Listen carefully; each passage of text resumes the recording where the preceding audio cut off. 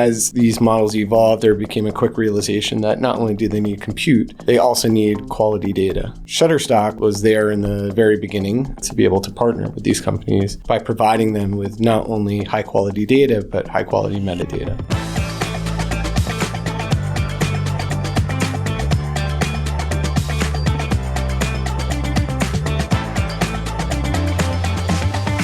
Hello and welcome to Understanding the AI Data Licensing Economy with Shutterstock. I'm Emma, and today I'm talking to Daniel Mandell, SVP of Data Licensing, about leading the AI data economy. Hi, Daniel. What's going on? How are you doing? I'm doing well. How are you? I'm great. Thank you so much for being here with us today. Nailed the introduction. Oh, thank you very much. I was nervous. So first question for you.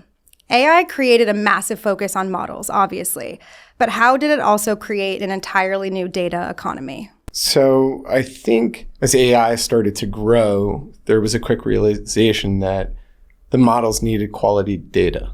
And so initially they scraped the web. They were able to get low quality resolution, low quality metadata, which produced low quality outputs. Mm-hmm.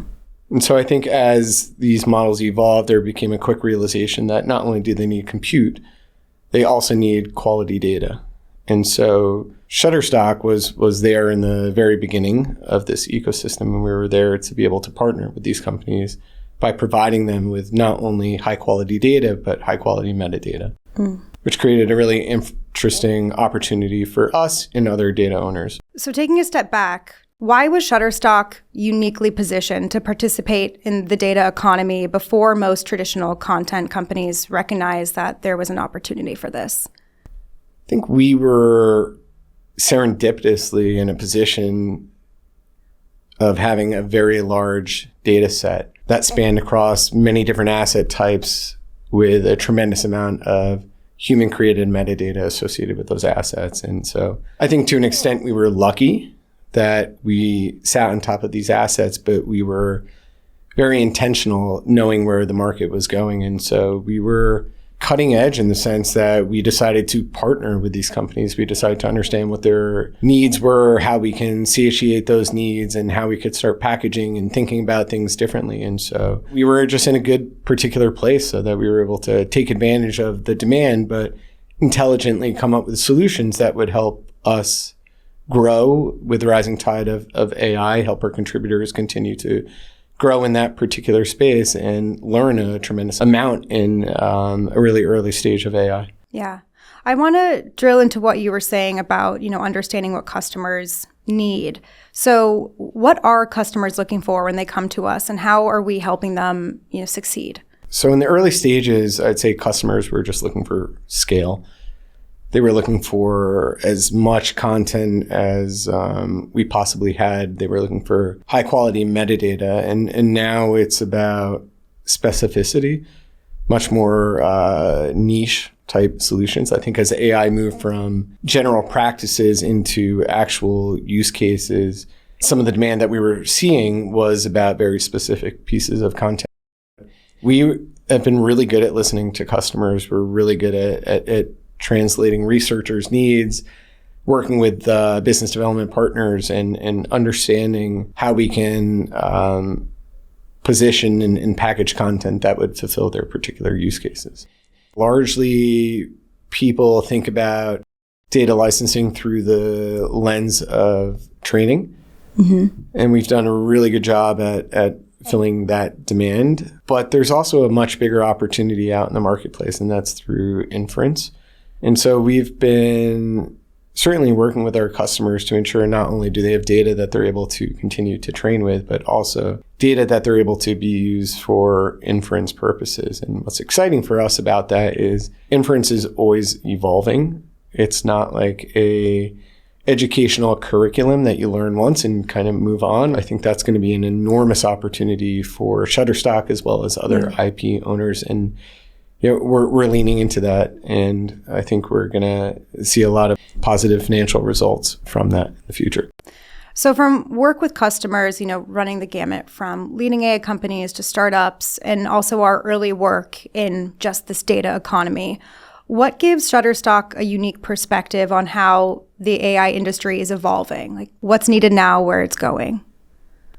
I think it's largely through relationships. I think you said it correctly, which is we've been working with some of the largest AI labs across the globe to some of the smaller VC-backed startups. We're not in this as a transactional company, a transactional team. We're listening to our customers. We're not just monetizing the assets that we've built over the course of years. We're continuing to develop what we're producing, what we're selling. We're working with third parties.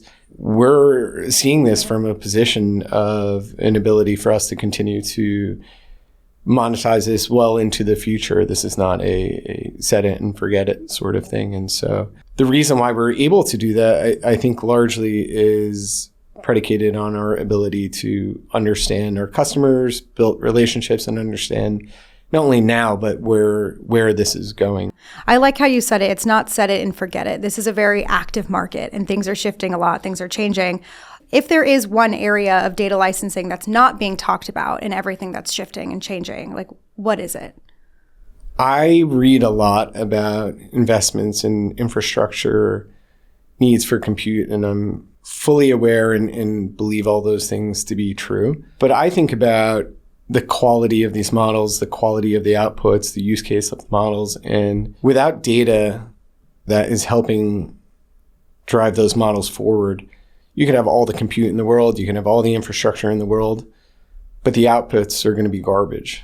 And so I don't think we are speaking enough about the need for quality data, not just limited to what Shutterstock is able to provide, but as a whole, if there's not quality data feeding these models, you're not going to have quality outputs, you're not going to have quality use cases. And I think that's one of those things that is not spoken about nearly enough. I know it's much more exciting to talk about compute and infrastructure and investments and building out data warehouses, but at the end of the day, you can have all the infrastructure in the world and it's not going to go anywhere unless these models are actually fed by proper inputs. And so for me, that's incredibly exciting. And how do you define quality data for anyone listening that doesn't totally understand? So quality is completely subjective, but I think quality is predicated on what that model is trying to achieve. What's quality to one model may not be quality to another model. And so relevance, I think ultimately is what is quality. I think at a macro level, our goal is to standardize as much data as possible so that we can ensure that when we are requested about specific components, we have them and they're in a structure in which it's standardized for all of our customers to be able to utilize that data. How do you do that at scale? Well, I think that's the challenging thing. But look, we've taken over 1 billion assets and been able to standardize them, monetize them. Now we're indexing as much as we can across the globe so that we can ensure that not only are we identifying what's relevant predicated on demand, but we're standardizing it in a way in which our customers are able to utilize it quickly and get the outputs that they're desiring. Well, thank you so much for your time. I really appreciate it. Thank you very much. This was a great conversation.